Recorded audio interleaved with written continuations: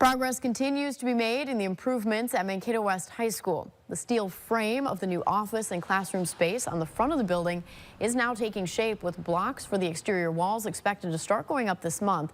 Progress also being made with the roughing in of underground plumbing and electrical. In the back for the new gymnasium, the pile insulation is complete and crews are working on pile cap and grade beam foundation installation.